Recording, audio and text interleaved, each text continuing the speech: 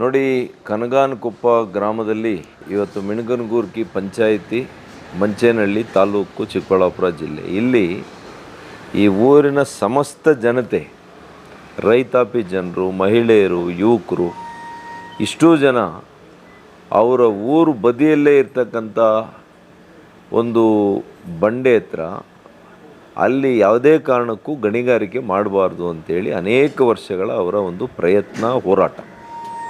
ಅದಕ್ಕೆ ನಾನು ಶಾಸಕನಿದ್ದಾಗ, ಚುನಾಯಿತ ಪ್ರತಿನಿಧಿ ಅಲ್ಲಿದ್ದಾಗ ಚಿಕ್ಕಬಳ್ಳಾಪುರದಲ್ಲಿ, ಅದು ವಿಧಾನಸಭಾ ಕ್ಷೇತ್ರಕ್ಕೆ ಬರ್ತದೆ, 10 ವರ್ಷಗಳ ಕಾಲ ನಾನು ಅದನ್ನು ನಿಲ್ಲಿಸಿದೆ. ಭಾಳ ಒತ್ತಡಗಳು ಬಂತು, ಅದರಿಂದ ನಷ್ಟವೂ ಆಯಿತು ರಾಜಕೀಯವಾಗಿ. ಆದರೂ ಕೂಡ ನಾನು ಜನಸಾಮಾನ್ಯರ ಪರವಾಗಿ ನಾನು ಧೋರಣೆಯನ್ನು, ಅವರ ಒಂದು ಹೋರಾಟಕ್ಕೆ ಸ್ಪಂದಿಸಿ ಅವ್ರ ಜೊತೆಯಲ್ಲಿ ನಿಂತೆ.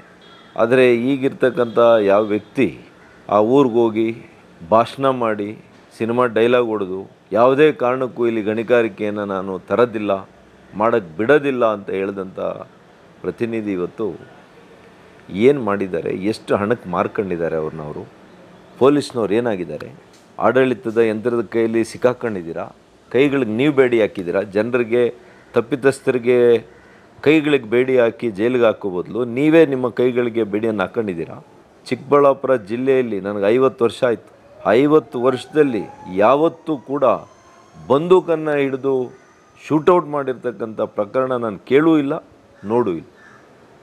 ಇವತ್ತು ಎಲ್ಲಿಗೆ ತಂದರೆ ನೀವು ನಿಮ್ಮ ಕಾಂಗ್ರೆಸ್ನ ಆಡಳಿತ, ನಿಮ್ಮ ಜಿಲ್ಲಾಡಳಿತ, ತಾಲೂಕು ಆಡಳಿತ, ಕ್ಷೇತ್ರದ ಆಡಳಿತ, ಹಣಕ್ಕೆ ನಿಮ್ಮನ್ನು ನೀವೇ ಮಾರ್ಕೊಂಡು, ನಿನ್ನೆ ಉಗ್ರಗಾಮಿಗಳು ಮಾಡಿದ್ದಾರಲ್ಲ, ಆ ಕೆಲಸ ನೀವು ನರರಾಕ್ಷಸರಾಗಿದ್ದೀರಿ. ಇವತ್ತು ಹಣದ ರಾಕ್ಷಸರಾಗಿದ್ದೀರಿ. ಇವತ್ತು ಪ್ರತಿನಿಧಿಗಳಾಗಿ ಉಳಿದಿಲ್ಲ ನೀವು.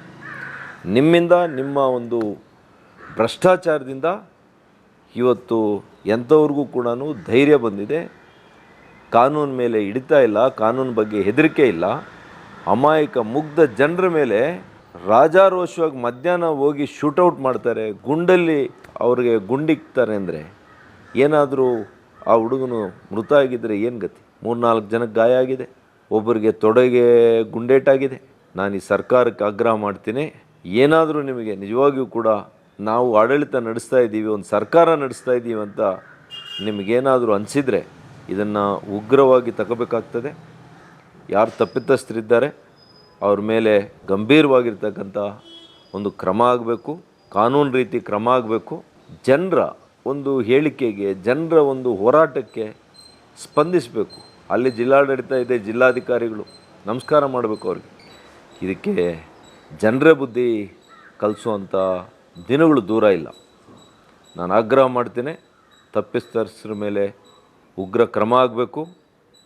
ಮತ್ತು ಈ ರೀತಿಯಲ್ಲಿ ಜಿಲ್ಲೆಯಲ್ಲಿ ಯಾರಿಗೂ ಕೂಡ ಧೈರ್ಯ ಬರಬಾರ್ದು. ಈ ರೀತಿಯ ಒಂದು ಒಬ್ಬ ರೌಡಿ ಥರ, ಒಬ್ಬ ಉಗ್ರಗಾಮಿ ಥರ ಹೋಗಿ ಶೂಟೌಟ್ ಮಾಡೋದು ಎಲ್ಲಿಗೆ ಹೋಗಿದೆ ಚಿಕ್ಕಬಳ್ಳಾಪುರ? ನಾನು ಇಡೀ ದೇಶದಲ್ಲಿ ಚಿಕ್ಕಬಳ್ಳಾಪುರಕ್ಕೆ ಹೆಸರು ತರಬೇಕು, ಖ್ಯಾತಿಯನ್ನು ತರಬೇಕು, ಹಗಲು ರಾತ್ರಿ ಕೆಲಸ ಮಾಡಿದೆ.